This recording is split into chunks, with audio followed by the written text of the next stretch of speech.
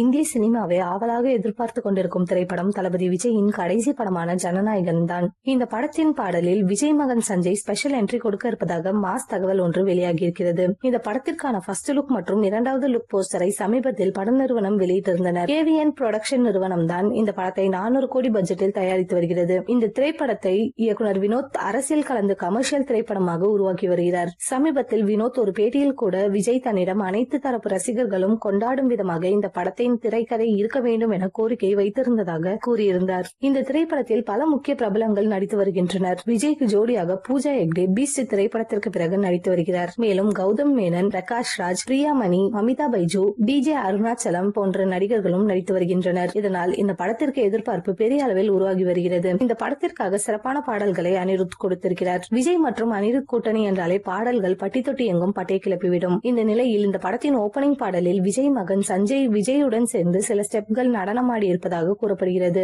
ஏற்கனவே விஜயுடன் இணைந்து போக்கிரி மற்றும் வேட்டைக்காரன் படங்களில் பாடல் காட்சிகளில் நடித்திருக்கிறார். தற்பொழுது இயக்குநராக களமிறங்கி இருக்கும் இவர் முதல் படத்தை லைகா நிறுவனம் தயாரிப்பில் தயாரிக்க உள்ளார். தன்னுடைய மகனை நடிகராக களமிறக்க வேண்டும் என்பது விஜயின் ஆசை. இதனால் தன்னுடைய கடைசி படத்தில் அவரை அறிமுகம் செய்துவிட்டு சினிமாவில் இருந்து விலகலாம் என யோசித்து வருவதாக கூறப்படுகிறது. இன்னும் இதனை பற்றி அதிகாரப்பூர்வ செய்தி இன்னும் வெளியாகவில்லை. விஜயின் மகன் சஞ்சயும் ஹீரோ போல இருப்பதாக பல பிரபலங்கள் பேட்டியில் கூறி வருகின்றனர். இதனால் விரைவில் அவரும் நடிகராக களமிறங்க அதிக வாய்ப்பு இருக்கிறது.